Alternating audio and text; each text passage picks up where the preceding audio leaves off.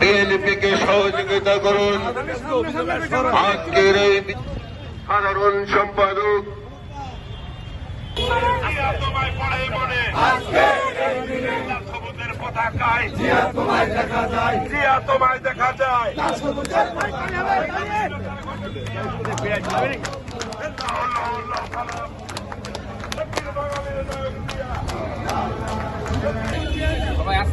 জি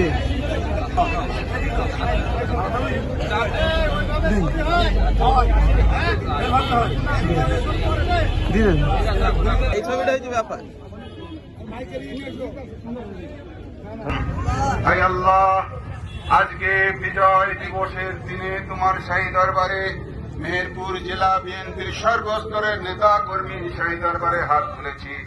দেশ মাতৃকার লড়াইয়ে ৭১ স্বাধীনতা যুদ্ধে যে সমস্ত ভাইরা শাহাদত বরণ করেছে, প্রিয় নেতা আমাদের শহীদ রাষ্ট্রপতি জিয়া রহমানের নেতৃত্বে যুদ্ধ হয়েছিল, সেই যুদ্ধের সমস্ত শহীদের আত্মার মাগফিরাত কামনা করছি। আল্লাহ তুমি কবুল করে নিও।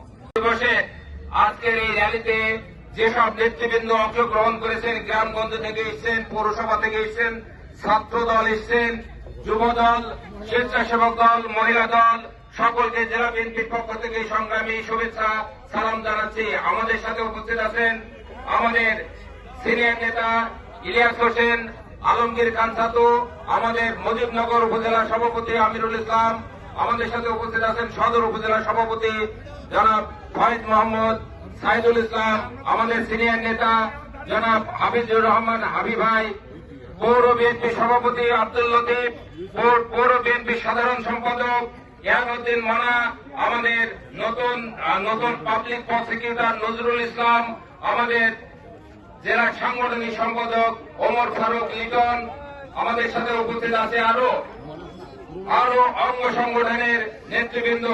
সকলকে জানাই জেলা বিএনপির পক্ষ থেকে সালাম এবং শুভেচ্ছা। আমাদের সাথে উপস্থিত আছেন মেহেরপুর সদর উপজেলা সাংগঠনিক সম্পাদক সৌরভ হোসেন, গাজু ভাই, মহিলা দলের নেতৃবৃন্দ, সকলকে জানাই জেলা বিএনপির পক্ষ থেকে শুভেচ্ছা।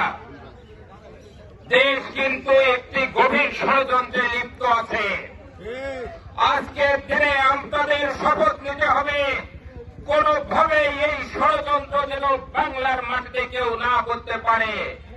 আমরা মনে করি আমাদের সাথে খুব তাড়াতাড়ি আমাদের প্রিয় নেতা ভারপ্রাপ্ত চেয়ারম্যান জনাব তারেক রহমান ঘোষণা দিয়েছেন, আমাদের সামনে ফেব্রুয়ারির যে নির্বাচন হবে, সেই নির্বাচনে আমাদের প্রতিটা মিছিল মিটিং এ উনি অংশগ্রহণ করবেন।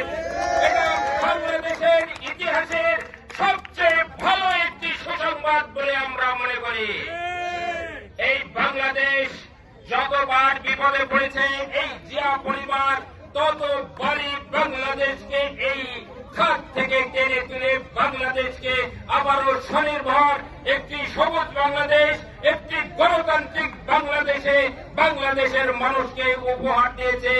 আমরা আবারও মনে করি এই ২৪-২৬ সালের যে নির্বাচন, সেই নির্বাচনে আবারও বাংলাদেশ একটি স্বনির্ভর বাংলাদেশ, একটি সবুজ বাংলাদেশ, একটি গণতান্ত্রিক বাংলাদেশ এই বিএনপি উপহার দেবে দেশের মানুষকে।